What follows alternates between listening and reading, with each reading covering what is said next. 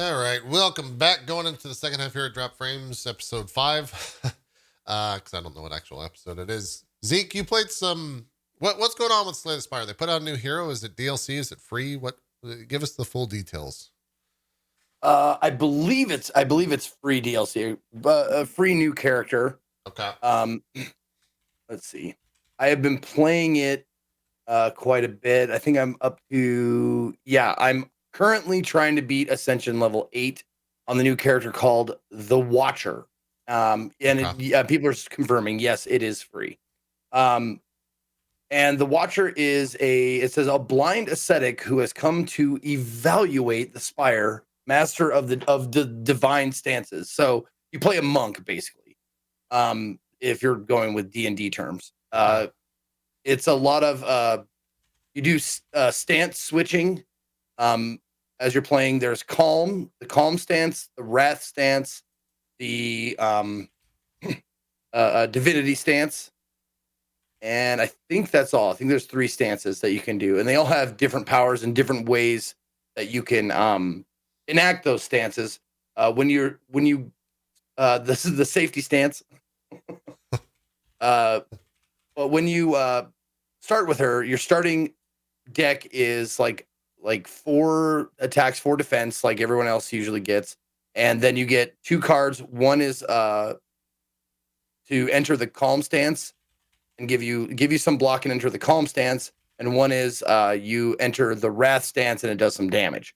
So the cool thing about this is it's you can there's a lot of customizability for your play style. However you like to play. You can choose the wrath build, or a wrath build. When you enter the wrath stance, you do double damage, but also the creatures do double damage to you. So you're basically trying to power them down before they can do their damage to you or whatever. Right. The divinity stance, the divinity is a 1-turn stance, meaning when you enter divinity, you do triple damage, but you exit the stance immediately when the turn ends. So, and you have to build it up. It's like there are cards that will give you like 3 block 2 divinity. Once you filled up 2 divinity or 10 divinity, you enter the divinity stance, and for 1 turn you do like triple damage.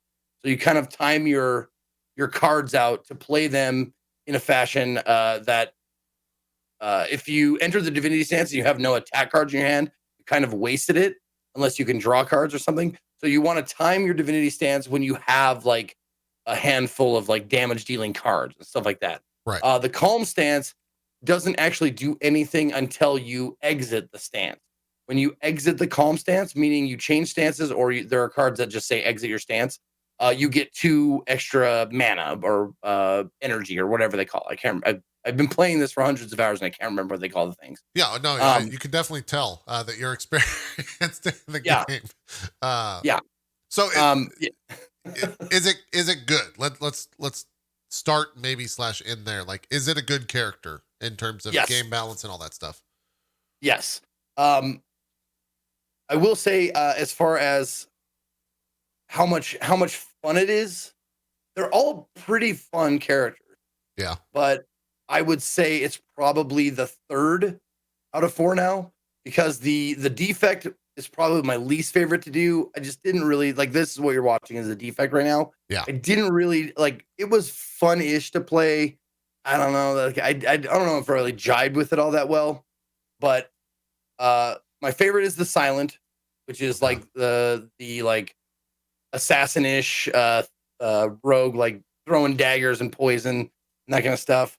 And then the Ironclad, which is your basic warrior, was my second favorite. And then the Watcher is coming in at 3rd, but I haven't had as much time with the Watcher as I've had with the other 3. I've just recently, like last night, did all the unlocked every card for them. Yeah. So I'm getting used to like the new cards, and I'm trying out new ideas for builds and stuff. But there's a lot of like RNG as far as like what cards you get to build your deck and stuff like that. So if you want to try to build this certain deck, it could be difficult if you don't get the right RNG to like coincide with it. So I've done a lot of like I want to do a divinity build. So I'd go so far in the spire and then just go, I'm not getting the cards I want. I'm going to start over again so I can maybe get the cards I want, yada, yada, yada. Yeah. But when you get the synergies down and it's really like you can build your deck around one card with a lot of characters, and this character is no different. So if you get like a super cool card that you can build a deck around with synergies and whatnot, it can be really fun, like as any other character that you've played in the past, where it's going like bam, and then this, and then I draw this card, and then I get this out of the graveyard or whatever they call it, discard pile. I throw it back on there and stuff like that. So there's a lot of really cool synergies, and I'm sure it went through like so much playtesting. I mean, it has to go through so much playtesting. And just like with any other character, you see these like rare cards. Like there's gray, blue, and gold bordered cards that are the rarities. So Right. gray is common, blue is uncommon, and then gold is rare. And you see these rare cards, and you're like, why the fuck is this card a rarity? So you pick it up and you're playing with it, and you're like, I still don't get it. And then you see the synergies with other cards. You're like, oh fuck, that's why this card is rare, because this makes this combo of cards like OP, like really awesome. Yeah. So it's always fun. Like Slay the Spire is probably the game I have the most hours in the past like fucking decade. Yeah. Just because Really? you can, well, it's because it's all like it's turn-based. You can like pick it up, play like one encounter, and then like, close the game again, come back right to where you left off. It saves your progress after each encounter and stuff. So, and there's also a lot of times where I'll have it, I'll be watching, like relaxing at night and watching like whatever show I'm watching, and then having Slay the Spire like right next to it, just kind of like, playing it when I'm not paying attention. Does it have a mobile client, or is it PC/Switch only? Oh, Switch. Okay. I know you can do Switch, but I don't know about Mobile. as far as phones or anything like that. Yeah. That'll probably be like one of the later things they do, I would think. But for like just for sheer like hours that you can play Slay the Spire, it's been like it's paid for itself. How many Like hours many do you have times in it? over. Oh God, I don't know because I leave it on all the time. Oh, sure. But I'm going to guess that I probably have like 400-ish. Yeah. Yeah. It's got a lot of replay value, and it can be really unforgiving and tough sometimes if you get like, this is one of the things I love about Slay the Spire is that you'll have a fucking awesome deck, and then one of the bosses is like a direct fucking counter to your deck. Like one of my decks, I was like just crushing. I was like just breezing through everything. I got it built by like halfway through the second, because there's like 3 spires and 3 bosses. I got it built like halfway through the second spire. I get to the last boss, and my deck counted on playing lots and lots of cards. And there's one of the bosses that is a master of time or whatever. I remember him. Yeah. After you play a certain amount of cards, like the time you forfeit your turn, and the boss becomes more powerful. So it directly countered my fucking shit. So I was like, oh no. Because I was playing like 10 cards a hand or 10 cards a turn. I was just like plat plat plat plat plat plat plat, and that's a direct counter to it. And I was like, I couldn't beat it. I was like, fuck, god damn it, because it just breezed through everything else. Yeah. But yeah, the new character, the Watcher, is a lot of fun. I really like I said, the 3 different stances you can get into, the combinations they're in. You can build like different strategies of decks, like stance dancing deck. Stance dancing, and like that's in Neo, right? Yeah. But it's in a bunch of different stuff. Yeah, exactly. It's a similar kind of feel to that, which I dig. So you can have a deck that's like built around exiting and entering stances, because there's cards that say once you enter this stance, draw 2 cards. Once you exit this stance, this happens, and that kind of stuff. So you can build a deck around just like going in and out of stances and stuff like that. Yeah. It's a lot of fun. Yeah, I know pretty much everyone that's touched this game is just like you, in the sense that they've just spent hundreds of hours, and I think Dodger is like religiously plays this game. I know a couple other people are super into it as well, so it's cool that they are continuing to update it and put out a lot more content for it. And the content seems to be free across the board. I don't think they've done any. Correct me if I'm wrong, but I don't think they've done any paid DLC for it. So it is cool to see that stuff. Also, keep in mind this VOD is from 2 years ago. So Yeah, this was a while ago. yeah, the game I'm sure looks like this somewhat, but the UI might be a little bit different and probably refined, if anything. So I was trying to find recent footage of it, but this has primarily been an offline game for you, I'm assuming, because I didn't find any footage of it. Right? Yeah, I haven't played the new character online yet on stream yet. Yeah, that's what I thought. Well, cool. Definitely, if you have not checked out, I think Cohh, did you ever play Slay the Spire? I know I played it and really enjoyed it, but I didn't continue playing it after that. I know you had wanted to check it out or something like that. Yeah, it's a game that I've kind of had in my back pocket. It's the kind of game that has all the components of things I'd like in it. I just know that if I were to start it, I'd probably get kind of lost in it for a long time. And I've just never really had a block where I needed a game like that. I've got a kind of a laundry list of games I'm working through right now, or playthroughs I want to redo for YouTube and stuff, and those have always taken precedence. But game's been cool. I know a lot of streamers still stream it all the time, Zeke being one of them. And yeah, it's really fun to watch. I definitely enjoy watching people like play the game. It's one of those games just enjoyable to see how other people, because like every round is like a little puzzle. It's different. You can kind of see how they're going to work through it, which is really fun. So yeah, it's a great game to watch, and I will probably play it someday, but I don't know when. Cool. And it's one of those very, very rare games that I picked up, and I was just like, I get this. Like, I'm not like, top tier gameplay level, like, but it is one of those games where people are like, oh, Zeke's actually good at this. Like they're like kind of like blown away that I could actually, string together a strategy. Right. Does it have any sort of in-game tutorial now? I don't know if it did when I first saw it, but do they have like a pretty verbose explanation of the game at all? Or is it just kind of you figure it out yourself? Well, you figure it out yourself, but the thing with this game is they start you off with like every time you start a new run on the Spire, you start with the same exact cards, and they introduce cards individually as you go along. So you get used to certain cards, or get used to like after every battle, you get to pick one of 3 cards. You pick your card, and you get to play with that. So you're like, oh, this is how this works. This works with this, and that kind of stuff. So it's kind of piecemeal how they give it to you, which is good for me. So you can learn as you go. Right. Cool. Yeah. Cohh, you finished up a run of Kotor 1.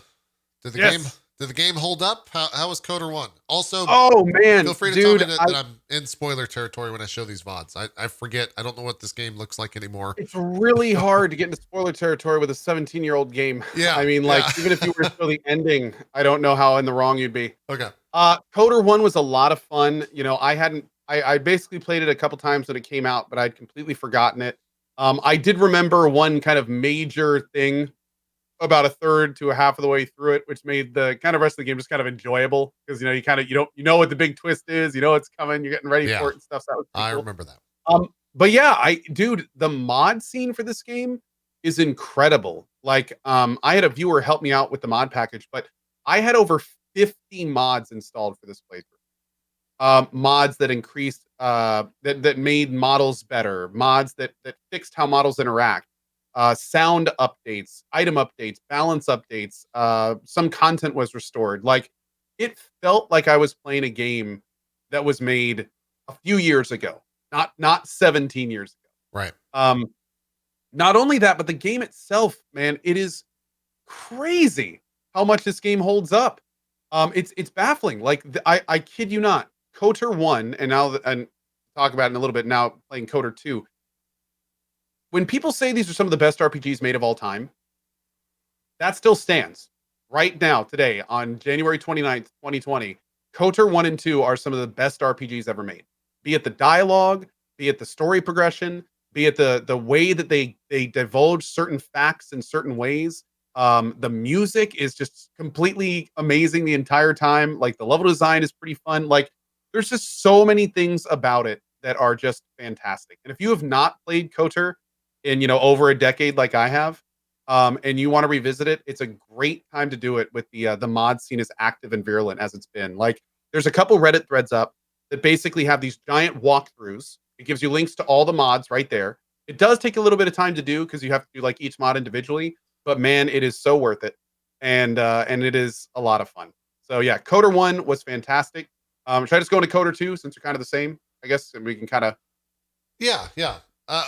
Yeah, sure. But yeah, Coder 1, How much distance was between the two games in terms of time? Was it not much. really In fact, like near the beginning of Coder 2, you see a character from Coder 1 and he looks basically the identical. same? Okay. He's in a completely different position, of course. But it's very soon after, from what I understand. But yeah, I just started Coder 2 this morning. I got about 4.5 hours into it. I am not out of the tutorial yet in 4.5 hours. But man, it's cool because Coder 1 is already incredible.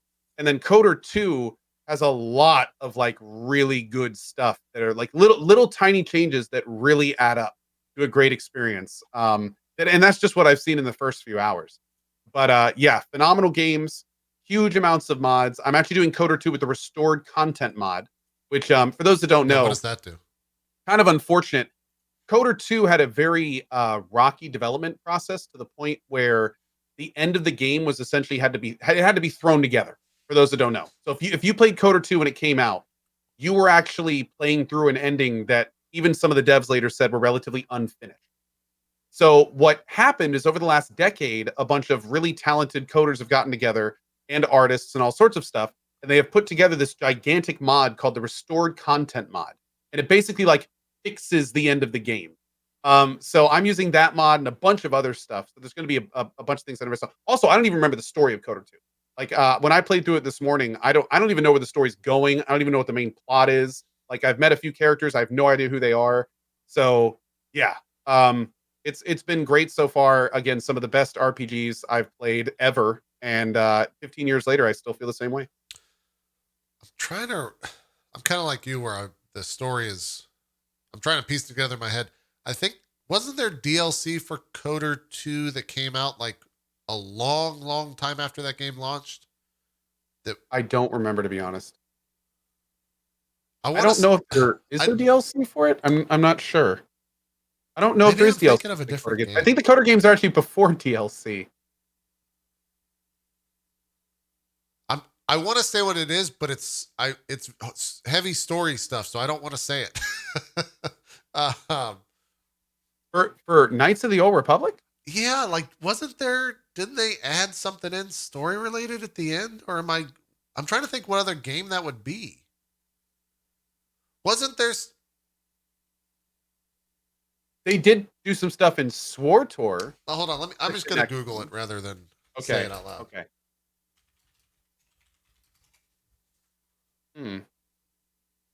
Oh, Bikeman, dude, I completely agree. Bikeman was saying in chat how the craftsmanship and care that went into the dialogue and choices has severely dropped off in games these days. Back when BioWare had passion and sheer layers of depth to the choices was crazy.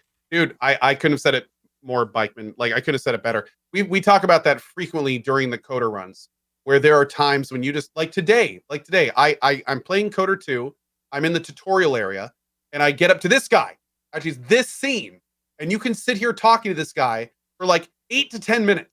And it's just dialogue on dialogue on dialogue. And there's like 4 different dialogue trees you can go down, and each of them have sub trees you can explore. And like he gives you history, he gives you like little hints at what's going on. You can trick him to give you some information about another thing. Just so much raw quality content that is just devoid from a lot of games these days. Like these days, it's almost like how little can we get away with these characters with what they're saying to get the information to the player.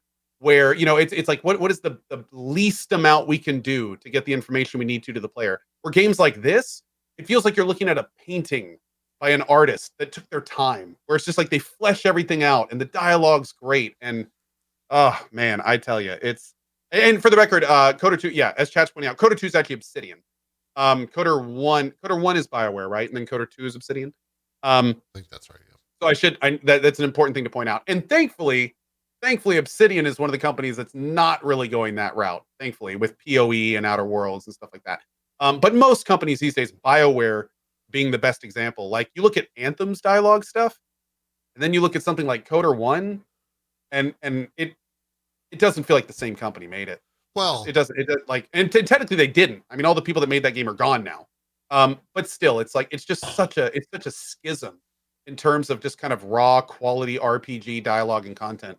It's kind of wild. I do want to Yeah. expand on that. What I played was a mod, but it was a story mod called Revenge of Revan.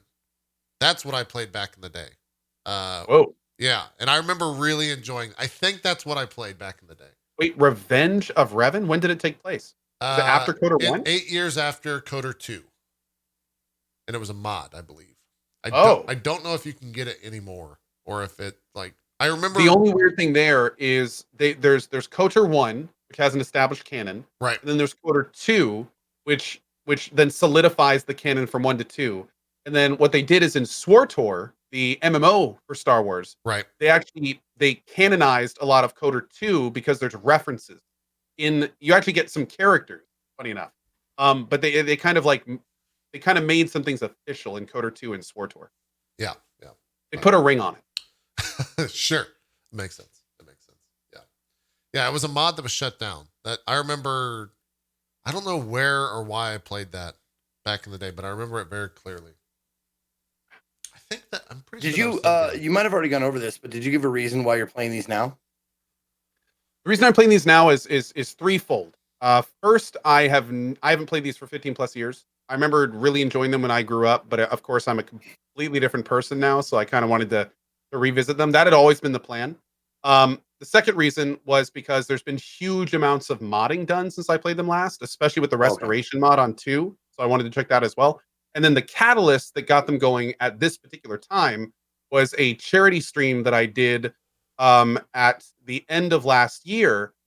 We had actually hit our goal, and I needed some more stretch goals. And I happened to be playing Star Wars Jedi Fallen Order during the charity stream. So, I was kind of like asking chat, like, what do we do? Like, what are our new goals? And chat kind of erupted, like, Kotor 1. And I said, okay, well, if we get this ridiculous goal, then, I'll play Kotor 1 and 2. And also, I may have agreed to play an afternoon of Fallout 76 during that stream, only because I set a goal that we weren't supposed to meet. And then the people I that was were wondering, yeah, it was a mess. Anyway, when you were going to get like the incentives that were punishment. It's like, oh, please don't make me play fucking one of the best RPGs ever. Oh no. And I was just Those about were to the carrot shit on the on you, stick. but Fallout 76 is probably punishment. Yeah, those were the carrot on the stick. Like the Kotor goals I was looking forward to. And then the Fallout goal was supposed to be the joke goal. They were basically like, we need a goal. Just put out a dumb number. And I said, okay, like this extreme amount in the next 20 minutes. That's gonna happen. Like I'll play Fallout 76 for an afternoon. And then it was a stream I was doing with State Farm. Like it was like the charity State Farm thing that they were doing with Dr. Lupo. And 10 minutes before the end of the stream, State Farm's like, oh, you got a Fallout 76 goal? Cool, here's 10K. And I was just like, you weren't supposed to do that. So that goes. I didn't that wasn't no. I mean, yay, charity, but no. Should have done that. So have you done that yet? Have you already played Fallout 76? No, because I'm scared to play that game. I How don't want to hyped lose all are my you on a inventory to scale a of hacker? 1 to 76? That's No, true. basically I need to figure out when I'm going to do it, but I don't know if they've actually fixed the people can hack your inventory and Pip-Boy off you yet. Like I don't even follow that game anymore. It's such a dumpster fire. When you figure out when you're going to play it, man, Crammy Mayonnaise is ready to go. Let you know. Crammy Mayonnaise is ready. Really? To would you really play your 76 entire for chat again? Because that would make that would take the sting out, so to speak. You would play 76 again with me? Okay, Absolutely. well we'll talk. We'll talk. I think a lot of beer and just maybe okay, we'll talk. Sounds good. Oh my god. I'm trying to think. That would help. When did games start coming out again? End of February? Mid to late February. Yeah. Is there something on the we could play DFG revisits Fallout 76 on the 12th if you want to, because next week You guys would do that for me? I mean, look, I'll shit on a game any day. All right, you just tell me when and where. But next week that'd be great. We got And what to eat beforehand. Yeah, exactly. I'll make sure I eat next time. Yes, Drop Frames Drinking Games plays Fallout 76. Absolutely. And every time one of us hates on it, we all have to take a sip. No, that's suicide. That's a bad time right there. Yeah. That's bad time. But yeah, Sounds like a man. hootenanny. we'll look. I gotta figure out when games start like coming out again. I think the 15th might work, but we'll figure My it out. mod Let you guys know. Nuriel threw together a great list for me to look through here. Let me see if I can find this list. Yeah, Okay, so we've I've got one got as well. I just can't pull it up that quick. Final Fantasy Crystal Chronicles. That's the end of January. Okay, going to February. February 4th is Dark Crystal Age of Resistance Tactics, that little Disney XCOM Dark Crystal thing, game. yeah. Yakuza 5 Remastered for the PS4 is Feb 11th. Metro DLC is February 11th. Darksider Genesis console is the 14th. Dreams on the PS4 is the 14th. Snack World, the Dungeon Crawl. I don't know what that is. That's the 14th.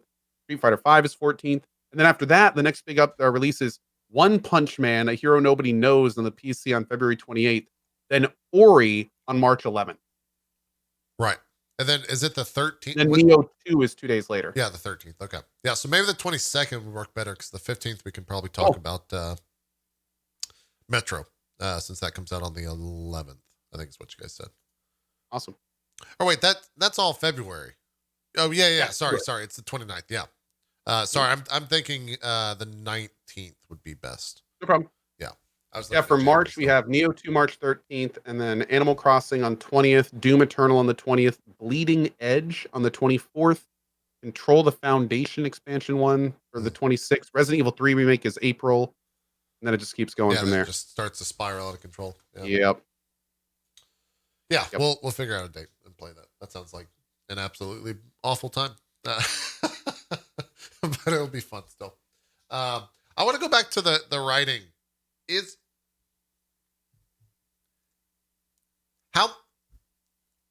Is the writing actually that good, or is it nostalgia fueled?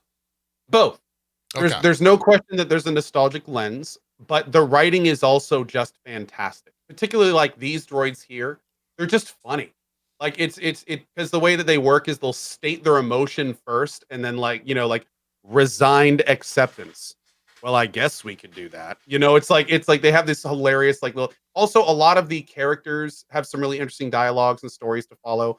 There's no question that I have some rose-tinted glasses with it, but also it's just really good writing.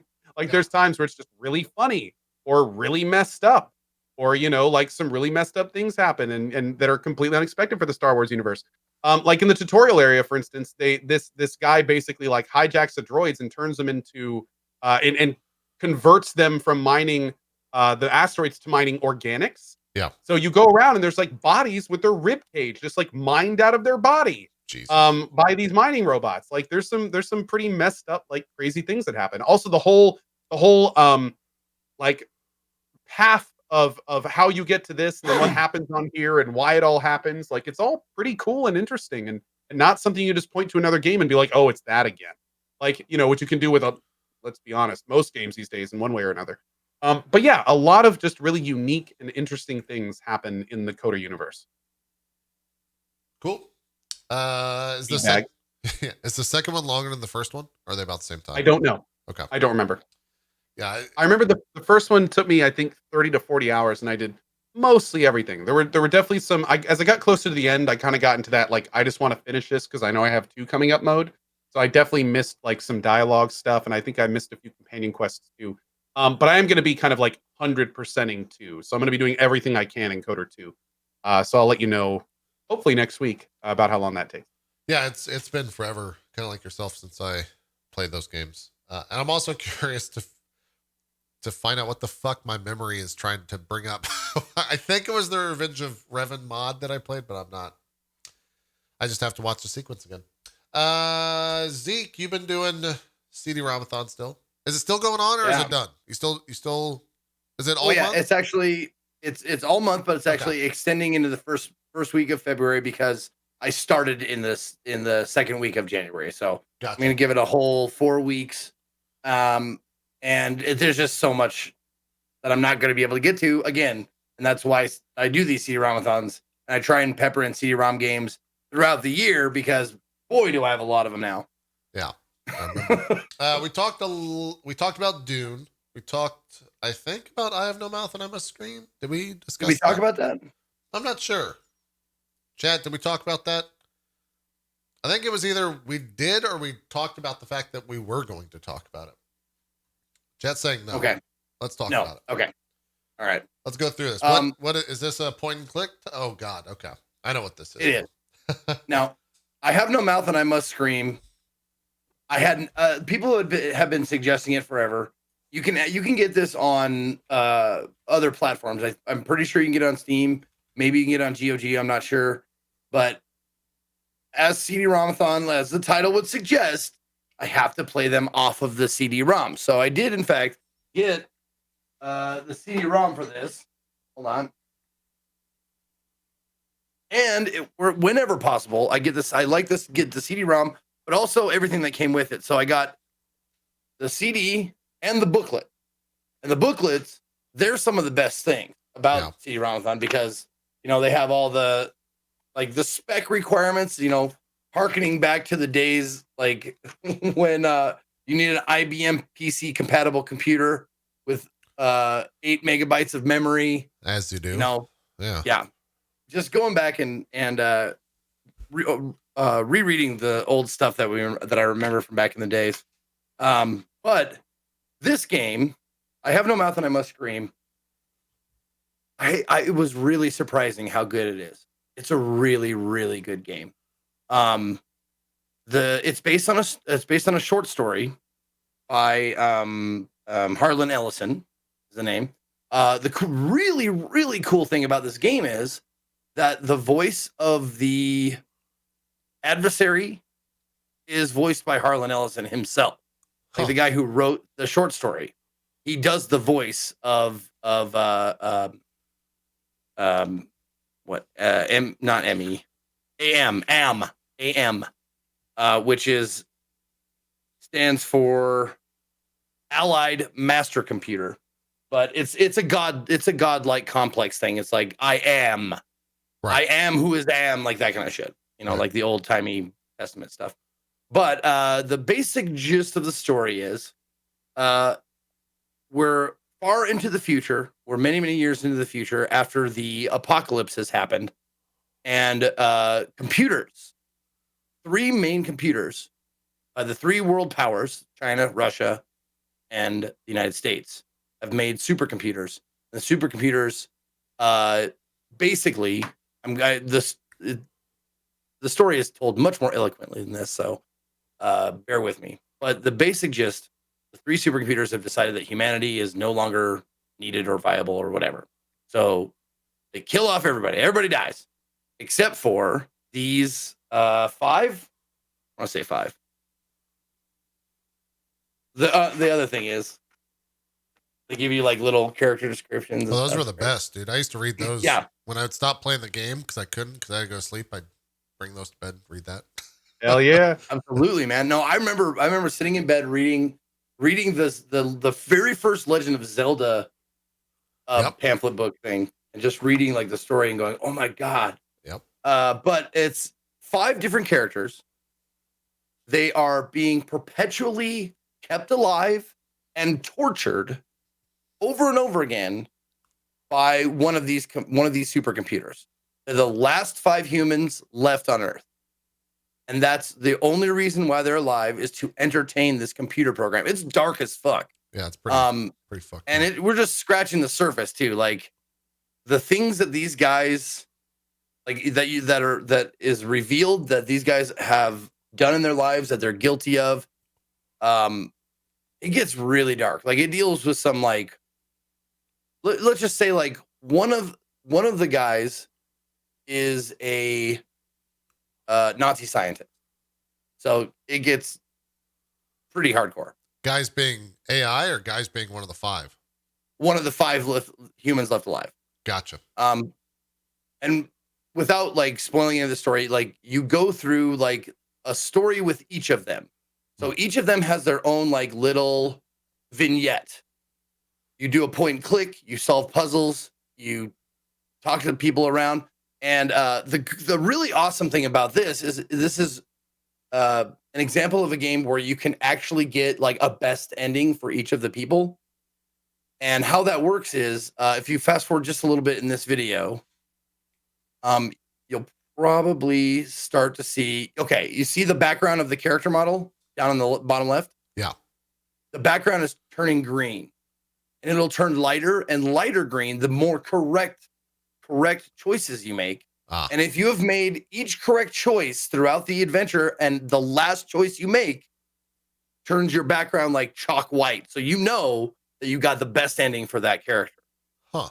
So there was a couple of hours where I went through a character and I got to an ending, but I didn't get the best ending. I was like, fuck. So I went back to a previous save. I was like, what didn't I do here? What did I miss? And it was so fun, like unraveling, like, oh shit, there's this whole other thing that I didn't even notice because of this one dialogue option or whatever. Right. Or I did things. There's a order to things as well for adventure. So if you do things out of order, you won't get the best ending. It was really, really cool. I love the subject matter. I love the idea of like this bleak future where these computers are, where this computer is torturing these individuals, like keeping them alive, or like they've been tortured for 109 years, according to like the story. Jesus. So that's how long they've been like captive of this machine. Fucking awesome game. And it's voice acted all the way through, so you don't have to I didn't have to read any characters or anything like that. Some of the things are fucking hilarious. There are definitely there's some old on it as far as like some of the language, some of the jokes, and that kind of stuff.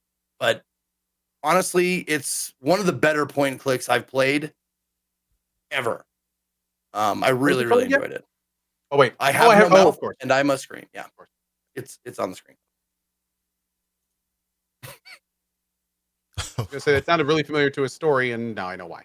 Yeah. No, it's one of those seminal games, point and click wise, that people have been asking me to play like for a long time, and I'm really glad I did. It's kind of funny because do you know about the other I Have No Mouth and I Must Scream game? Oh, I didn't know there was another one. There's a game that you basically play like, I don't remember what it is, but you play like a little ship or a little computer component, and the game is basically like it's an action game. You have to fly around a map and you have to like do little challenges and stuff. Like it was really weird. I don't know if anyone in chat can remember exactly what that one was called, but it was super strange. It was basically based on the story, but it was like a different take on it. Yeah, it was wild, man. You should try it sometime. I bet it would qualify for your old game. It was a CD game. I remember that for sure. Huh. So yeah, same universe, same story, but again, completely different take. Yeah. Oh, and as far as like people are like, there's only 5 people left alive. What you're noticing is these 5 stories. They're all simulated like the Matrix. Like sure, the computer simulates these things and puts their like mind inside of these trials, basically. So. Makes sense. Yeah. Let's talk about Indiana Jones and the Infernal Machine, the game that apparently would not end for you. It just kept going on. Maybe a little bit surprisingly, but he still had a good time with it, from what I was told. Oh yeah, dude. Indiana Jones and the Infernal Machine. Boy, did I not know how much content there was. This game has a lot of good and bad with it. Good, the content of the game. There's 17 levels in the game, and they all took me like anywhere from 2 to 4 hours to complete. Because for one reason or another, there was some bullshit reasons, being that it's old. Like I missed like some little thing on the ground that's easily missable, something that like blends into the background. When did this come out? Sorry to interrupt. 1999. This looks like a reskinned Tomb Raider. Yes, and that's definitely got that comparison a lot. Yeah, it came out, I want to say 3 or 4 years, because Tomb Raider came out in 1996, I believe. So it came out like 4-ish years after that. Did Eidos make this as well, or was it a completely different company? No, this is LucasArts. LucasArts, okay, all right. Yeah, Indiana Jones. But some of the progression relied on like some of the shit like blending into the background, like graphical like stuff. You're like, oh, okay, I missed it because of this. But by and large, it makes total sense. Like everything, like the secrets, the total frustrations that you have with it are completely justified. I didn't feel cheated or I didn't feel like it was cheap. Like sometimes you can have like not necessarily moon logic, but you didn't get this one little tiny pixel thing that was in the corner of this room, and that means you can't progress, stuff like that. Most of it was because I didn't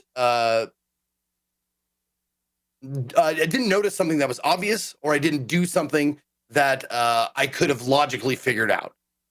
It has a lot of content. I don't know how many hours, like a casual playthrough for a normal person, like 20, 25 hours. I've heard, but it's also the tank controls are a little bit funky to get used to again. Yeah. You can move it with the mouse. You can like do the look with the mouse, but it fucks up your menu system. So when you hit escape, your mouse, like it's too fast, I think, for the game that it is. So the menu just goes and like, because it scrolls through everything so fast. Oh, okay. Yeah. So I ended up playing it with all with tank controls. A couple of the frustrating thing is you have to, like, if you want to climb up on something like vaulted, you have to be like, okay, pretend like this is the wait, there we go. This is the wall. Yeah. And this is your character model. You have to be exactly perpendicular.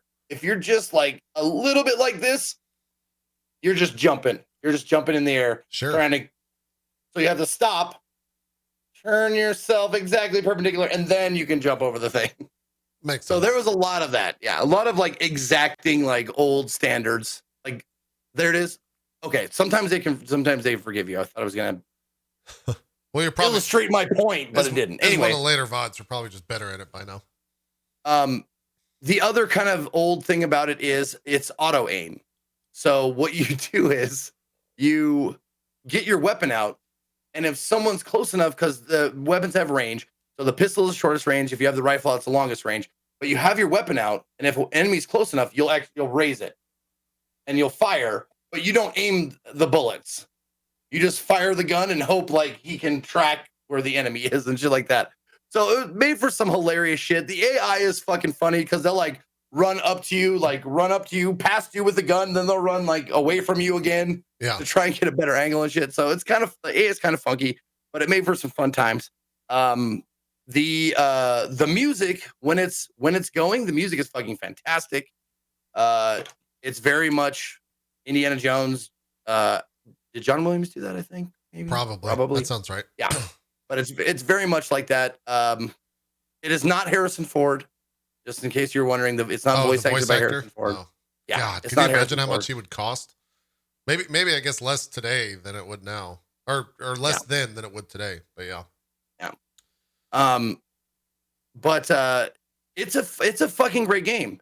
Like, I could definitely see this getting a update, remaster, or whatever, a remastering of it, graphically and controls wise and stuff like that. And I could see it absolutely taking off and being a huge success. Yeah. Because that's the other thing I wanted to mention. The level design is stellar. It's really good level design. Like, there's one level where it takes place in I don't think it's Egypt, but it has pyramids. And you have to figure out the map is fucking enormous, and it's a maze, and you can get lost in it. And in fact, I did get lost a few times. Like, I spent an hour trying to find out where the last area is because I didn't do this one thing in this one area that once I went back there, I was like, oh, it's fucking obvious. I just didn't do the thing. It's a really great game. I can't say enough good things about it. It's been a really like surprising CD-ROM-a-thon so far with the quality of games that I've been playing. Is this on like GOG or anything for people that wanted to check it out? I think this might be, yes. Okay. On GOG. I want to say. Someone in chat will probably chime in. Pretty sure. Cool. And if not, maybe it's on Abandonware. There's a lot of Abandonware games that I'm finding out. Oh, is Abandonware like a website that you go and grab all these, or are you just Abandonware means it has no copyright anymore, so you can download it without. It's been abandoned by major companies. Gotcha. So abandonware generally means that like copyrights have expired, the companies are no longer supporting them. They're just, or their company is no longer a thing. Yeah. Gotcha. Interplay games are abandonware, if you remember Interplay. Yeah. Well, some of them are. Some of the it was IPs also have moved on, but yeah. Right. this game was also released on the N64. I don't know how it compares Oh God. at all, Using but a it was on N64 yeah. controller and playing that sounds like a bad time. I'm playing a tank control like this as well. A bunch of people in chat are saying it's on Steam and GOG as well. Oh, it you is? can Okay. apparently buy the set There you for go. $15. Sorry, 15 I don't bother quid. looking it up Yeah. because I berate people in my chat who are like, why don't you just get this on GOG? CD-ROM. Yeah, goes against the whole point. Yeah. Cool. And then I think, was there one more game that you like apparently took a whole day trying to get work? Yeah, Discworld? I just want to briefly talk about that. Okay. Yeah. Oh, yeah, that was a thing. Oh yeah, that clip. I actually want you to see that clip. I don't know if you saw that clip. It's in the chat. FAUX put it in there. Sure. And you have to have sound. So I want you to see that. This is kind of perfect. Okay. Like how it worked together and fit. Let's see. All right, here's the clip. I feel like watching clips are like watching family home videos for some reason with other Twitch streamers. Oops. You gotta have sound.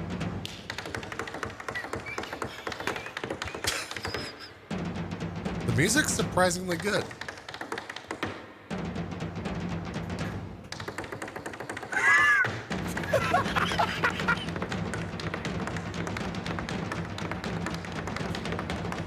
No, that's it. Yeah, okay. I got my character model got stuck and I couldn't like jump out and I couldn't get out of that like little place. So I was glitched in between collision things in the game. Yeah. And someone said, it looks like you're river dancing. So I pulled up a river dancing track and it just fit so well. So I thought it was pretty funny. But before we move on, that actually brought up something that we could have talked about.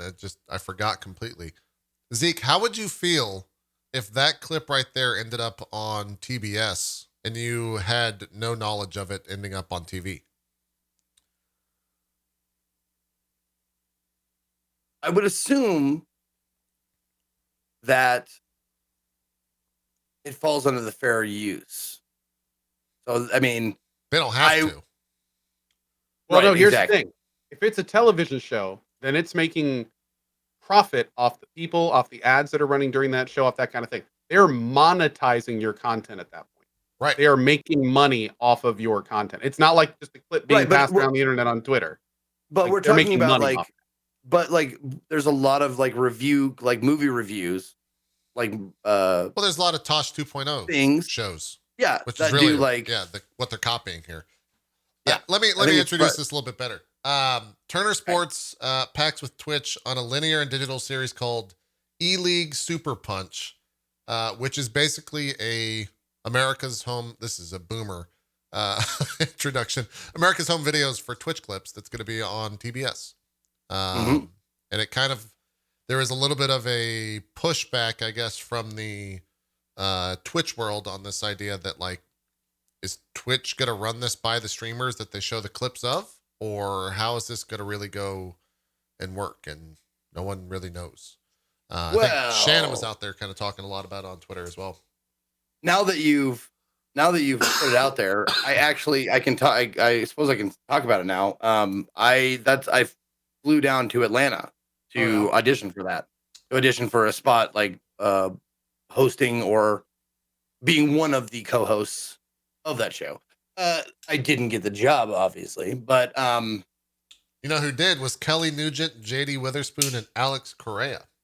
Are the three people that are going to be headlining it. Sorry, continue. Who? Wait, what is this show called? Good crop. So I can Google it.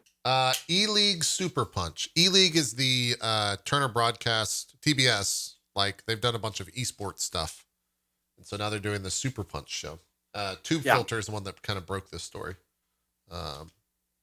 They are all experienced shoutcasters, hosts, E-League hosters, all that kind of stuff. I had the opportunity to audition with two of those hosts. Yeah. And they're really good. Like they're talented. They got chops. So they'll be at least their part of it, they'll be good. They're super professional, especially Alex Correa. Like I'll say, like he knows his shit. He's sharp as a fucking tack. He has a wit that's just like it's very Tosh kind of a wit. He's biting. He's deadpan. He'll burn you hard and just keep a straight face the whole time. I think it's gonna be a decent show. I think the bigger worry though is like contractually Twitch can put whatever content that shows up on their website onto this show, and there's nothing that the streamer can do about it. And I think that's where a lot of people are looking at this and thinking like, well, that sucks. Like there's no heads up. There's no like, hey, this is that person's stream. Go check them out. There's no, it's just, hey, here's a random clip from a random thing. I'm not sure how it's working, but they are working together with Twitch. So I would imagine that the people that are from Twitch that are involved with this would hopefully they'd have the streamers back in as far as like giving them credit at least. Maybe giving them a heads up before they. This is the official preview, and I haven't seen a single Twitch streamer shout out name anywhere on this video. So, sure. Well, here this brings. We don't know if they've been contacted beforehand, though. Sure, they could have, but there's an interesting thing to consider here. So, if it was not by Twitch, then honestly, that would be a lot different because then it would be like a Tosh or something, right? But the fact that this is powered by Twitch, I'm pretty sure that Twitch owns all the content we make on Twitch. Yeah. Oh yeah. Like that's all in our contract. Yeah. So at that point, like they don't need to do any of that stuff because this is all stuff they own already anyway. And right there, they got a bunch of names. So, but like I since it is a Twitch show doing Twitch stuff with Twitch content, like I don't know if they really need to do any of that. I know that sounds terrible, but I mean. 100%. Well, and legally, they don't need to, but I think like morally, I think is where the argument comes into. Like, should Twitch be out there doing this? Right there. Yeah, that's pretty good. Like as long as, and I saw one for Dr. Disrespect earlier too. Oh, okay. So I mean, as long as they were to kind of credit that, I think it'd probably be just fine. But and they're going to invite streamers on to do like little like fun competition, kind of like PJ Sultan stuff. Right. They'll invite them on to do like little like competition games and that kind of shit. Give them a little time in the spotlight, so on and so forth. Yeah. I mean, again, first episode hasn't aired, so who knows what the actual final product's going to look like. I don't know if it says within this article when it's going to start airing. Let's see. The show will launch. Oh, the show will launch on Twitch beginning February the 3rd before hitting the TBS airwaves for the first time on February 21st. Huh. Okay. I didn't know this was streaming to Twitch before it was going to be on. They did have as far as I know, I think it's streaming to Twitch in conjunction with TBS. I think there's a Twitch live stream element and then the show. Huh. Okay. Yeah. Because there's going to be like an interactive, like I think maybe interactive stuff happening. I don't know. Yeah, that's not said in any of this. What were we gonna say, Cohh? Just real quick, I like this. Somebody in my chat goes, "I can't wait for the show," and then in quote, "America's next top streamer." Kind of like, I don't think you were around a few years ago.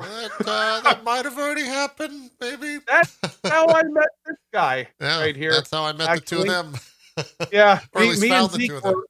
Me and Zeke were on the show, Intel's next top streamer. Yeah. And that's actually how I met Zeke, was through that show. Yeah. It's true. It's true. So it's already been done. done, gone, and apparently forgotten already. Nice. Yeah. Good. Sorry, I was reading more about the show. I'll read this quote here. It says, E-League Super Punch is a dynamic content offering that is built by gamers for gamers. I fucking hate that PR bullshit. Craig Berry, Turner Sports chief content officer, said in a statement, combining the platforms and assets of E-League, TBS, and Twitch will create an original take on the culture of gaming, streaming, and esports content delivered in a truly immersive experience for our highly engaged fans. So there you go. I guess we'll see when that starts. Yeah. When is that going to be? February 3rd. So what? Next Monday. Do they have a time? I don't think they have a time.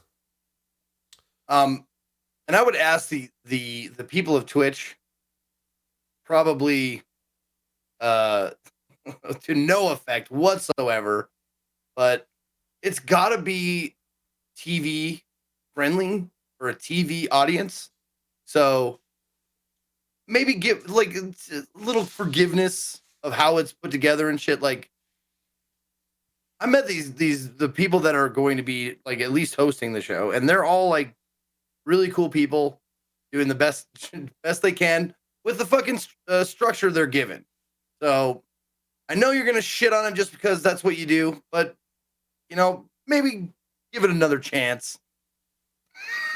Like I want to see this happen. I want to see like Twitch why the fuck bleed do in we with need stuff, TV? right? I gotta admit though, I don't care about TV anymore in 2020. Twitch doesn't need that. But go ahead. Zeke, Okay. I liked what you had to say about that. But I mean, especially if you take everything kind of as one whole picture, you kind of need to come to the conclusion. Yeah, there it is. There it is. I was waiting for it. Thank you. I mean, I understand what you're saying, Zeke, 100%. This is TV grasping at viewership, not Twitch. Like Twitch creators are doing TV a favor here. They're trying to get people that watch live streams to go back to TV because no one watches TV in our age demographic anymore. We watch streaming websites and that's it. Sure. Um, And Cinnamon Toast Ken said, I've always been paid a media fee for any of my clips appearing on Disney when I was signed with them. Now, do you think it's because you were signed with them, or is that like a common practice for like that's just big contracts. companies to pay a media fee? That's just contracts. The Twitch contract is, hey, we own any content you make on our website. The YouTube contract was, hey, we don't, or hey, we will pay you, or whatever. Like it was just different.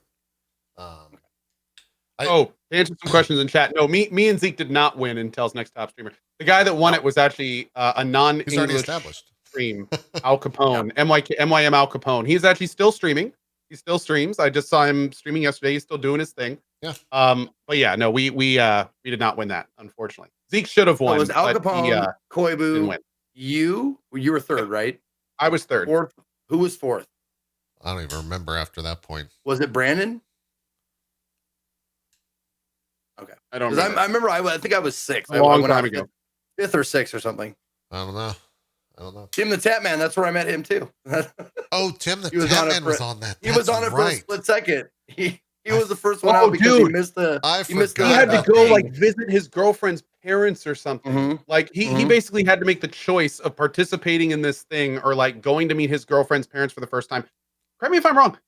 Didn't he end up marrying her? Yeah, Like, no, is that they're- the I same think girl? I think they're Yeah. married So now. I think he made the right choice. It worked looking out, back. you could It's too say. bad he I missed think it this worked big out. break. He's got a kid now, so Yeah. I think it worked out. Yeah. He's still out man. there, smaller Yeah. streamer. Yeah. Grinding. Yeah, I think he missed this big break. He could have He did. really made that really into did. something. It goes on to say there's more information about this. E-League Super Punch will air on Monday to Thursday is a 3-hour block on Twitch beginning at 11 p.m. Eastern. So that's, Different girl. I'm sorry. Oh, it's different girl. Sorry. Let's That's clear at that night. up. Sorry. And then it'll air on Fridays on. Wait. On Fridays, however, the show will commence on Twitch for 1 hour beginning at 11 p.m. Eastern, transition to TBS for 1 hour beginning at midnight, and then There it conclude is. with the final hour on Twitch. So this show starts at Midnight? midnight Eastern on Friday. Prime time viewing. Hey, they're not going to take a big chance on this fucking show, dude. No, clearly not. Not any chance. Yeah. Like But midnight. That's you when they never run like know. Murder She Wrote reruns. Yeah. Like remember that show? Yeah. They're going up Yeah, you against haven't heard that the like a fucking decade, have you? Ronco.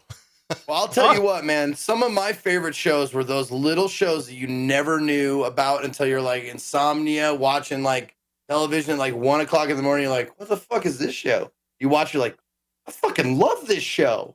Yeah. And it's like you and like a small group of people really, really dig that show. I don't mind it. I think might be a good idea. I'm We're gonna have to watch. Here's what we'll do. Much like we'll still steal from Live on 3 and DJ Wheat's playbook. We'll watch that show.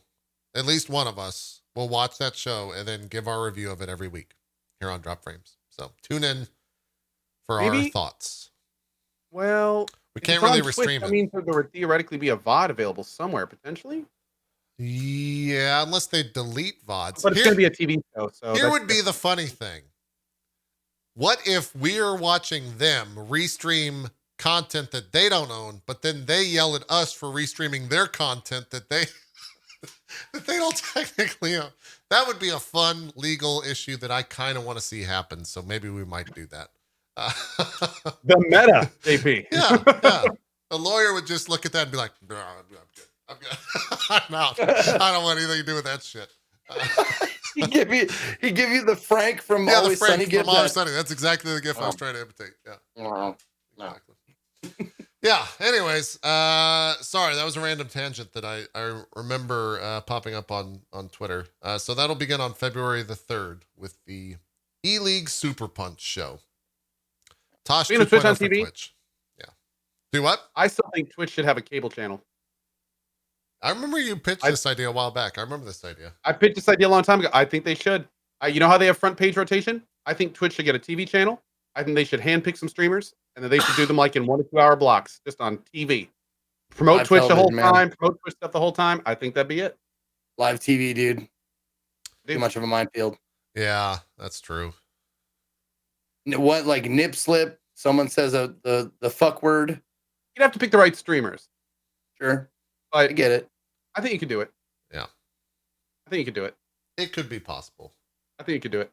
For sure. It'd just be hard. All right, Zeke, talk to What if me. it was pre-recorded? It's true. I mean, you wouldn't need Twitch chat for TV, right? Yeah. You could maybe do that. You could do that. What was the progress of getting this game, or process rather, not progress, of getting this game to work, Zeke? Because it was a 8-hour stream and it took you that long to apparently get it to work when it came to Discworld Noir. Yeah. That was the game? Yes. First of all, let me say, I obviously got the game working, but I'm going to tell you how I fixed it at the end. Okay. But I want to believe that all of the stuff that I did for those 8 hours contributed each in a little bit of part to getting the game to work. Okay. However, it might not be true. All right. Okay. So Discworld Noir. It's a game from 1999. It was, I believe, only UK release, so I had to get it. Someone shipped it to me. Actually, a couple people shipped it to me. First time I tried to get it going, someone bought it for me, and I got it going and said, insert disc 2. And the person who bought it didn't know there was 3 discs, so I only had the 1 disc. Nice. I was like, disc 2, oh shit. And the person was in the chat going, I didn't know, I'm so sorry. It's like, don't worry about it, it's not your fault. Like, you didn't know. Also, the people you bought it from kind of probably didn't know either. Fuck, we got fucked. So we had to put it away. Someone sent me the actual copy, like the original like release with the the 3 disc. So we get it up, we get it going, and in CD-ROM style, CD-ROM-a-thon style, we have to play it off the discs. So I first tried to play it on Windows 10 because I always try that first just to see if it works, and of course, no, it didn't work. So we started trying to play it on Windows XP. Okay. Now, it seemed like it was going to work. It really, really did. And we had visuals, we had sound. However, there's this minor bug that is actually, I found out, was commonly known, that some games, first thing we had to do in order to get it to run on anything was we had to get a DRM bypass. And what a DRM is, I can't remember what it stands for, but digital so rights you management? can't. Yeah, it's like the registry thing, so you can't play it on another computer. Yeah, digital rights management. It's what digital rights management. There it is. Digital rights management. There you go. I didn't know you said that. But yeah, so I had to download a patch to get past that, to get it on to work on anything. So I'm gonna have to report you, Zeke. You know, you're gonna have to go to the reason why jail. people are like, oh, that's illegal, it's terrible, blah blah. This is abandonware. It's fine. Oh, okay. All right. We're good. Yeah. Fuck the police. Yeah. Fuck the police. Fuck the system. Yeah. But so we got that. Tried to get it to run on Windows XP. Everything, it looked great. It was fine, except the audio. Every so often, you would get this like really annoying crackle, like a bad crackle. And then it would go away, and then it would come back. And it was like on a 30-second like timer or something like that. So that's where the problems began. We could not, no matter what we tried, get rid of that fucking audio crackle. We downloaded different Sound Blaster files, different DirectX files, just in case. Yeah. One thing that worked the best, but didn't actually get rid of it, it just put it on a longer loop before it happened. Like instead of like 30 seconds, it was like a minute and a half, but then it would come back again. We thought we got it working, and I shit you not, it was an old trick where while the game is playing, you have Windows Media Player open, playing whatever music on mute, but you have it playing on a loop. And for some reason, it eliminates like audio crackle on the game you're playing. Now, it was a noticeable difference. It didn't actually eliminate it, but it was a noticeable difference in how long the loop was, because I thought we thought we fixed it. And this is a trick, I guess, that people have been using since, forever. What an obscure random workaround. Yeah. That is a new one. Yep. But we thought we got to fix it. I was ready to play the game. And about a minute and a half, 2 minutes in, like, oh, God. And every time we booted it up, we thought we had it fixed. We just sit there and just like, wait.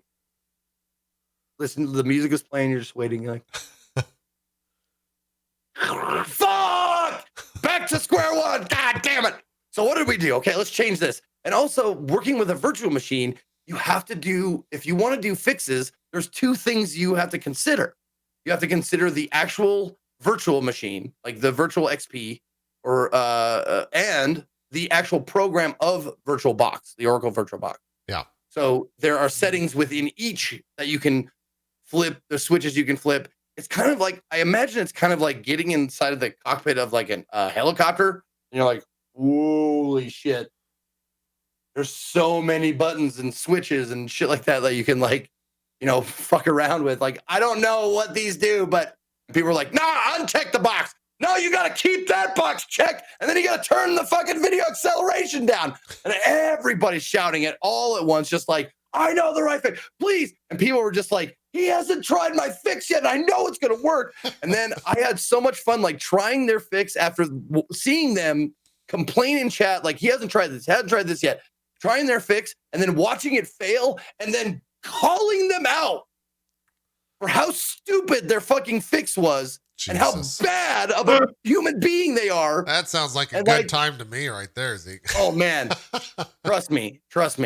People come out for that shit. It was crazy. Yeah. So 8 hours. And I have a folder on my desktop that says Discworld bullshit. And I have DirectX, drivers, PC. What is this? This is audio tray workarounds. I did a SciTech Display Doctor because we tried to get it to work on Windows XP. And I was like, what if we tried Windows 98? And so we downloaded programs because we're like, all right, we're ready to go, hit play. It's like, nope. You got to have 256 colors in order to play it on Windows 98. We had to get a fucking, we had to download a patch or a program called the Side Doctor. Fucking, I don't even remember what I just got done saying. SciTech Display Doctor to get 256 colors on the Windows 98.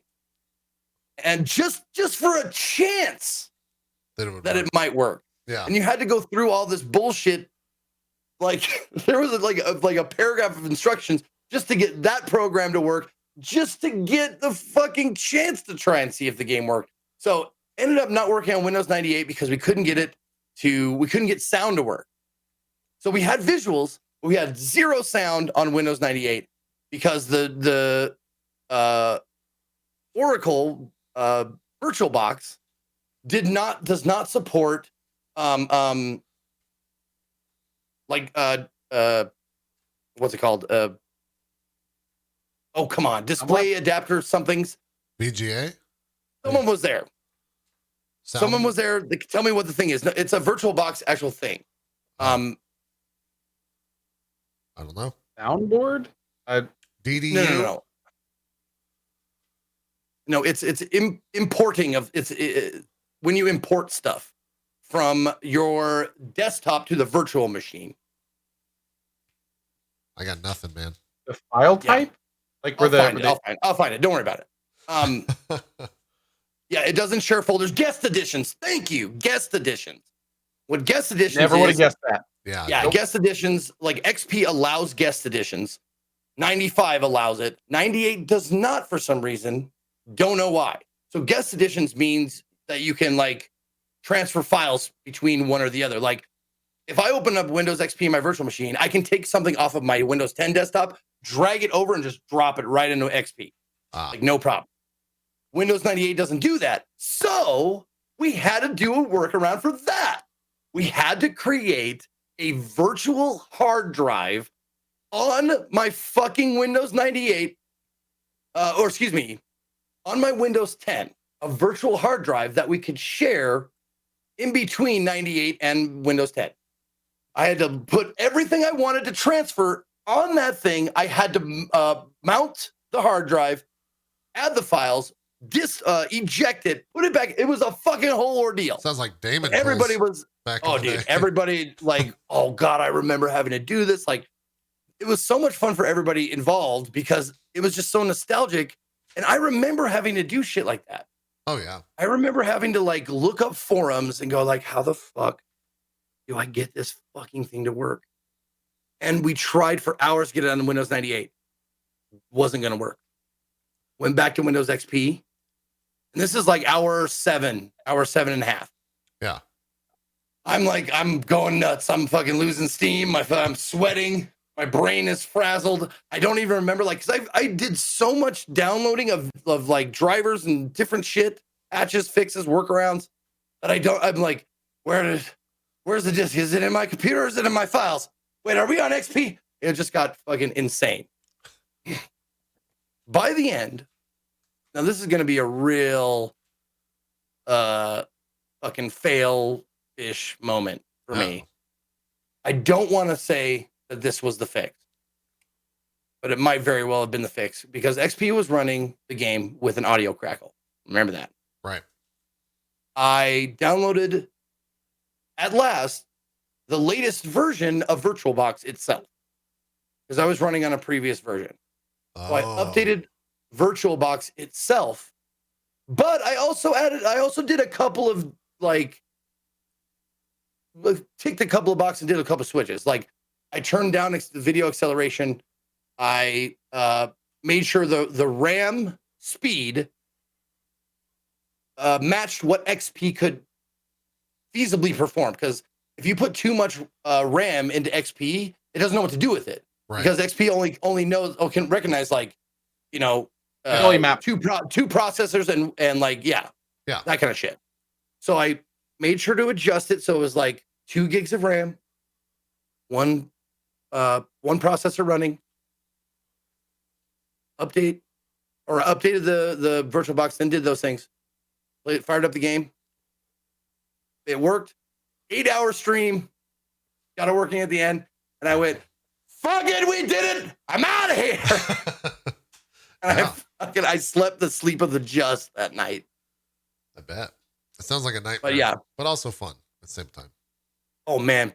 Fucking people love that shit. It's crazy. And people were saying like, I had crazy viewership, but I thought it was because of that, because I didn't know that I was getting front page. So I was like, there's fucking 7,000-8,000 people here watching me do this. Like, yeah, maybe 2,500 max, but the rest is from the front page. Zeke, good job. Yeah.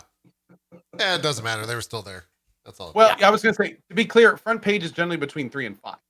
So you still had, like, I'd say a solid 3+ base. Even if you hadn't been front page, like, you would have had, like, That's fair. A huge amount of viewers watching that. Yeah. I remember the last time I did a long dipped in for a little bit.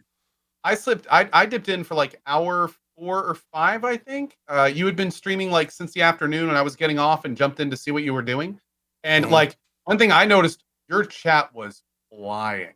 Like I didn't even know if you were front page because of how fast that chat was flying. Like, oh my god, dude, it looked like a standard spam channel on Twitch.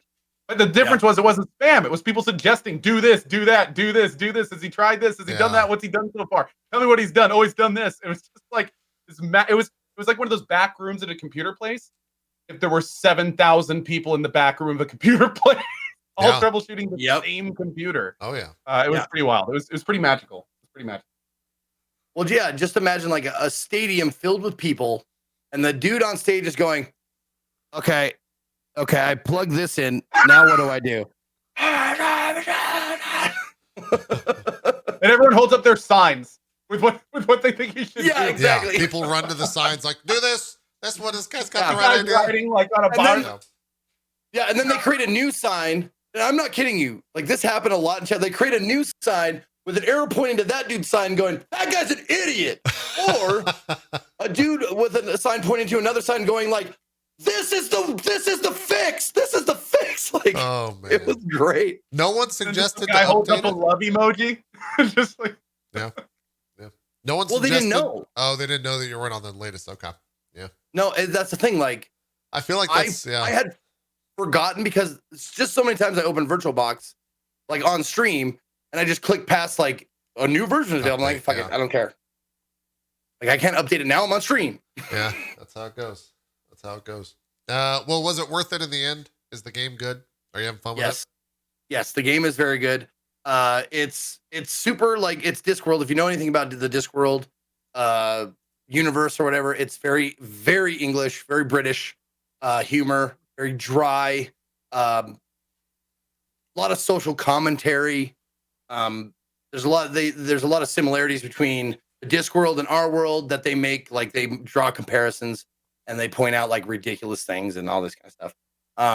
Fully voice acted, very well, actually, like absolutely phenomenal voice acting in it.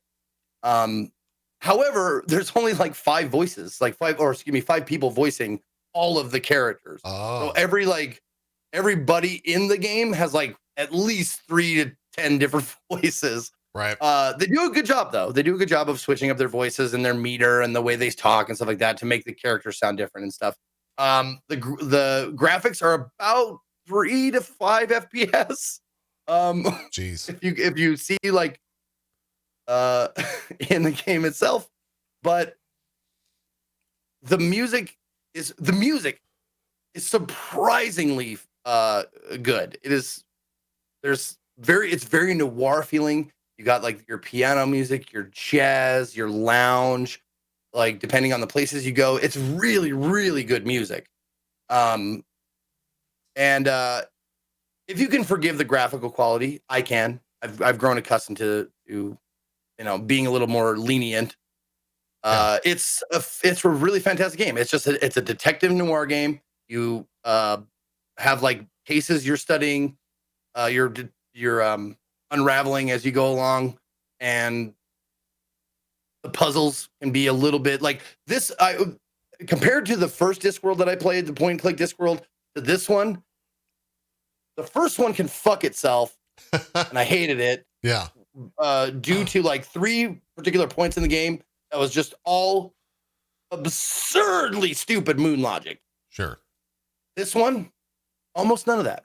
It's great. There is some pixel hunting stuff that fucking pissed me off, but other than that, it's solidly built. Cool. I love the aesthetic of that game. Yeah. They're making a Very unique TV show, movie. What are they? They're doing something with the Discworld media, aren't they? Is it a TV show or is it a movie? They played another Discworld game, and I think we talked on that. We found out that show that they were doing something with Discworld. They're doing a TV show. Was it a TV show? Yeah. I think it was mentioned and people said it looks terrible. The Watch. Okay. Watch. Okay. I haven't even heard of that. Yeah. But what is moon logic? Can you explain it? Well, moon logic is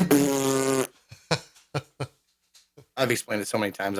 It's a meme now. Yeah, it is. It's always been a meme, at least for me. When you were talking about, and go ahead. Just real quick side note.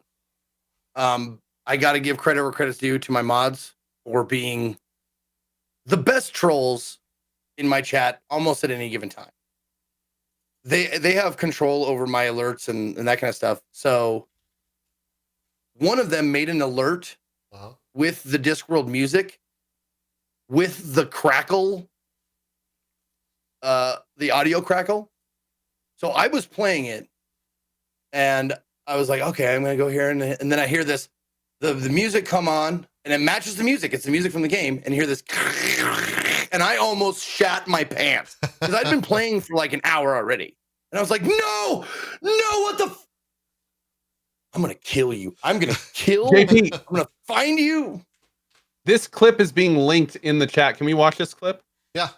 Let's do some more home videos. Which clip? Where'd you paste it? I saw it linked earlier. It was by Stacks though. Here, let me. I'll post it in our thing here. Yeah, there you go. do that. Right there. All right. Yeah, this is the first time it happened, and the look of terror, like it continued to get me for a little while or a long while after that, because 8 hours of hearing that crackle. All right, here we go. You even have a game called Crackle Free. Call it Crackle Free.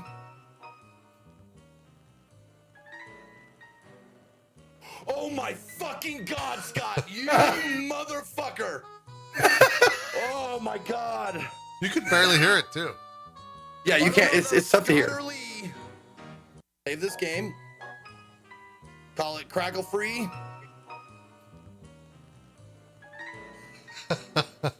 Oh my fucking God, Scott! You motherfucker! That's definitely some PTSD right there. Perfect timing too on that, because it was like a completely organic tip. It wasn't like they timed it on purpose. I was looking at the Crackle Free save file because I was so excited. I even said, I was like, Crackle Free because we got rid of the. I was just like, no! I almost lost my shit. Yeah, that's good. Dude, that look on your face, priceless. That was great. Yeah, that was great. What there?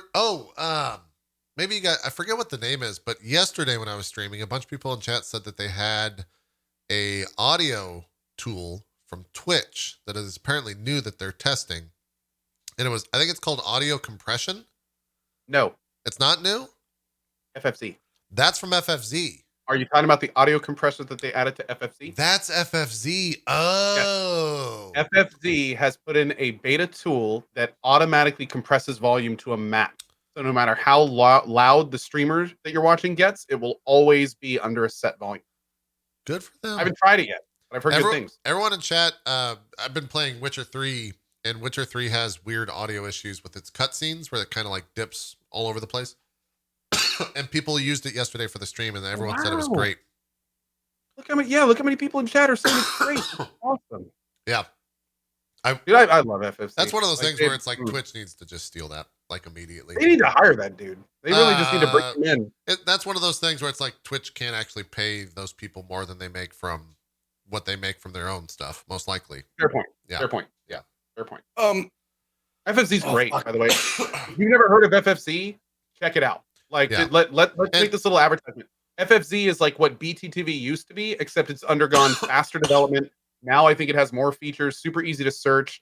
Like you can remove keywords. It's really good, and I definitely recommend it. I think most people do that use it. So yeah, an add-on for your web browser. It's super easy to download. So and what it does is it's a compression type deal. So it brings the lows higher and the highs lower, which across Twitch, where 99%, including myself, have just varying volumes of all things, of all media coming into the different stream. It makes it much more of a equal audio session across the entire platform, which is good. It's all a good thing.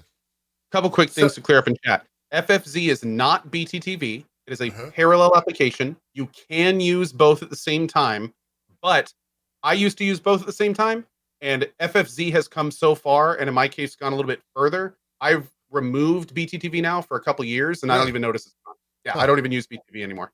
You can actually download FFZ, and then you can download the FFZ add-on pack, which is free, of course, and it actually shows all the BTTV emotes. Oh, okay. So I it's didn't like know that. you really don't need BTTV for anything. Yeah, that's cool. And the guy that makes FFZ is a little bit more active. He's all over Twitter. You can tweet him suggestions, and he'll implement them. Like it's yeah. FFZ is awesome. Sweet. What were we gonna say, Zeke? Oh, we were talking about things that Twitch might be fixing or doing well. I don't know if you saw the Twitch support tweet. We're beginning maintenance on channel panels now. At this time, you will not be able to use your not be able to edit your panels, only view them. Maintenance should be complete in about 1 hour. We'll keep you updated. What does that mean, though? Maintenance Wait, are they ridiculous. maintenance? Did or it, are they did it do updating? anything? I didn't know. I thought it was at a later date. I didn't know they already they did it and they were done with it. Oh fuck. Oh, so it's Well, already all maintenance done. means are usually just like cleaning things up. But I think what we all want is an update to the channel system. Like, Yeah, it's or fucking honestly, bad. just a send to top Oh, button. That's all we it didn't need. change Just it. a send to top button. Dude. Oh my god. Oh, Yeah. Oh, Man. yeah. We our extension goes below the channel now when we're live, so the roleplay extension drops down and kind of shows the schedule and shit. And when we first tested that, it went to the very bottom, and the only way you can get the extension go to the top is by dragging it. And when you can't drag it, you have to delete all the other fucking panels. And it's just a profile fucking system and the emote upload system are two systems that it's not going to make you any money, Twitch, to fix them. We all know that, but good God, would we appreciate it? That's one of those Yeah. things where it's even more meaningful if we get updates to those systems because we know that they're not going to make you any money. So it's like, thank you, please help us. It's frustrating. Oh my God, It's been the same for years now, 5 or 6 years. Yeah. Oh yeah, Yeah. years. They don't have to update it. Yeah. That's the thing. Like Yeah. it's not a monetary system. They have zero reason to put resources into updating them. It would just make streamers' lives easier. Yep. So Yep. yeah, but which is weird because then they did this massive dashboard upgrade, and it's like, Maybe it's next. Yeah, maybe it's in the pipeline. well, it is, but at the same time, it's like I don't know any streamers that have been complaining about the dashboard. Where Well, all of us have been complaining about the profile and emote system. I Like, think the dashboard update was for new streamers to streamline it and make it easier to get into. I think I don't actually know Right. this for sure, but I think see that's it. why, is to simplify the whole process. I might be like the only person who likes the new dashboard. I really like it. I've come to dude, like with the it. Konami code, Yeah, it's like an 8 of 10. I've the only thing I don't like is that you can't like. I'm a tab guy, so anything that I open that's new, I just tab. You can't like, because of how the dashboard works, you can't like open up a new tab with a specific thing in the dashboard. It just goes back to like the home default page, and then you have to go in through all that shit. But apart Dude, from that, it's fine. I disliked the new dashboard. I felt it was unintuitive and it just added clicks in a lot of places. Yeah. But if you do the Konami code and pop up the persistent title block, Yeah. like that's where most of my issues were having to like do multiple clicks to get to areas that I never had to click into before. Yep. So with Instruct that, me it's, how like, to totally do usable. this. Like I've no what? Oh, you don't? Oh, yeah. Tell them how to do I it. know the Konami code. okay. I don't. So with your dashboard open, you do up, up, down, down, left, right, BA, enter. The arrow And that'll keys, pop- just anywhere. the arrow keys, just the arrow keys. Yeah, just be on your dashboard. And I know if you're hearing this for the first time, it's ridiculous, but it's true. Yeah. And then you Oh, know you'll hidden do it menu. right if you pop up. You'll see a little box pop up. Let's see, it's Yeah. up, up, down, down, left, right, BA.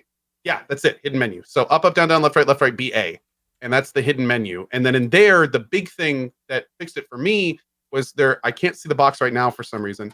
I can't. but there's a either, which box is funny.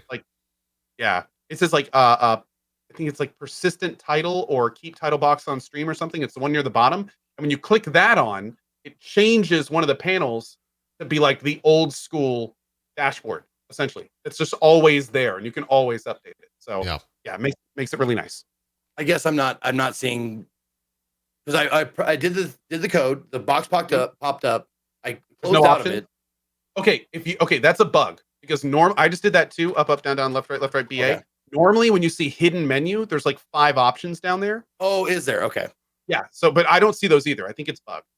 It might be bugged. Yeah, I'm not sure. Yeah, but normally there's like 5 little buttons there you can click to turn things on and off. Yeah, it says, "Hey, And, you found our hidden menu. Check back in the future for updates." Yeah, which I is wonder weird if they because mine. turned it off. That's funny. If Maybe so. it's maintenance or something. I don't know. I don't know. It could be related to maintenance. All right. Well, on that note, we'll end the show. We've exhausted all of our topics for today. So next week, we got Troy Baker coming on. He'll probably be on for about an hour and a half, maybe a little bit longer if we can keep him longer. Talking about voice acting and video games and Last of Us 2. We didn't get to talk about your Witcher 3 next week. Fuck it. I'll be playing that thing for 100+ hours, Cohh. We got time. Awesome. That's so good to hear. We've got all So the time in the world to talk about that because it's going to take a time. Let's do some shout outs though. Zeke, why don't you start us off? Or Cohh, you got a meeting. Do you want to go first? That'd be great. Cool. Yeah, Cohh, do some shout outs. All right. Hi, everybody. My name is Cohh. If I haven't met you before, it's nice to meet you. I stream every single day at 8 a.m. ET. I'm currently working through Kotor 2. Coming up after that, I'm not sure what we're going to play next. We got a bunch of games on tap. We may take a look at Subnautica Below Zero, maybe a little bit more VLR. Also, I'm wanting to do another playthrough of Dragon Age Origins. Also, Wasteland 2 before Wasteland 3. So we've got a lot of stuff coming up in February on top of the Metro DLC, Kotor 2, and all the other stuff we're doing. So hope to see you in the channel. Again, starting every day at 8 a.m. and generally going for about 8 hours. As always, thank you guys for watching and hope to see all of you next week. And thanks again for being here. Awesome stuff. Thanks again for being here yourself. Zeke, do some Yep. shout outs. Cohh, make funny face Will when you do. leave. See you next week. Okay. man. See you later. Thanks, guys. Beautiful. There you go. Well done. Zeke, some shout outs, sir. All right. What's up, everybody? Thank you guys for watching. Want to give thanks to Cohh and JP for being the best co-host that anyone ever.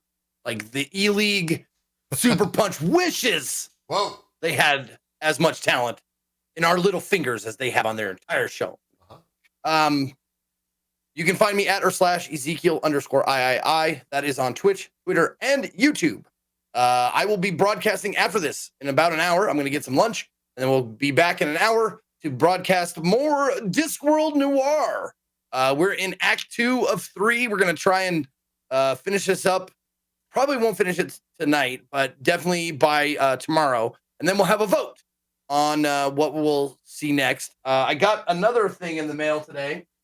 I got Dino Crisis. Ooh. That might be up. Dino Crisis. Got speaking of Tomb Raider, got the original Tomb Raider on disc there. We also have like Return to Zork. We got Dark Sea Demoniac. But we also have this game that I just got that looks fucking cool. Not that one. There it is. I just got this in the mail. I bought this for myself. Deathgate. The fuck is Deathgate? Never heard of it before, but it looks fucking like it looks like an RPG, point and click ish kind of a game. Weird. But yeah, so we'll have a good crop of games for you guys to vote on. As soon as we finish Discworld Noir. But that's I'll be continuing that in an hour. So I'll see you then if you want to join me.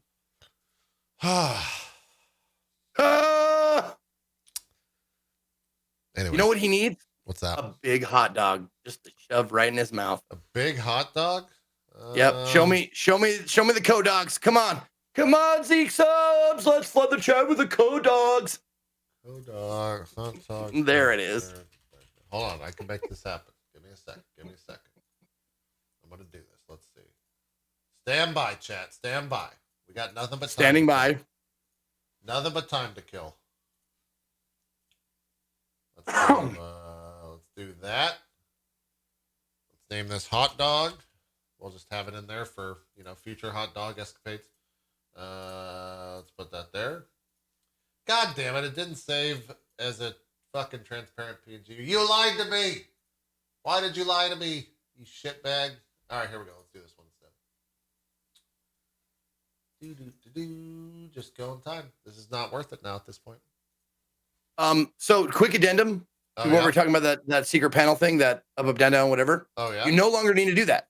Oh. Because apparently the pencil, thank you, Barry Carline, the pencil in the upper left-hand corner of your stream next to there's 3 bars, and then there's a pencil for editing. That's exactly what it does. Oh. Interesting. Yep. You know what's really stupid? I'm just going to show this, and we're also going to shit on the person that made this PNG. So they labeled this as transparent PNG, but if you've ever made a transparent PNG, you know that those boxes over there is what goes behind a transparent PNG to show that it's transparent. These motherfuckers just copied that box and Yep. uploaded it as a JPEG. Yeah. So it's not actually transparent. It's just a fucking JPEG with the boxes behind it. Just use the freehand crop tool and paint, dude. Come on. So there you go. That's There your you go. joke. I love hot dogs. I'm cold. That's your joke. That's your joke right All right. there. Yeah, I gotta take a shit. Can we end the show? All right, yeah, we're done. I'm gonna play Witcher 3 right now if you want to stick around and watch that. If not, we'll see you next week. Troy Baker's gonna be on. It should be a fun show. Hope to see you then. Zeke's gotta go take his shit. Cohh's already out of here. He's in a meeting or something. And yeah, we're out. We'll see you next week. Have a good one. Bye-bye. All right.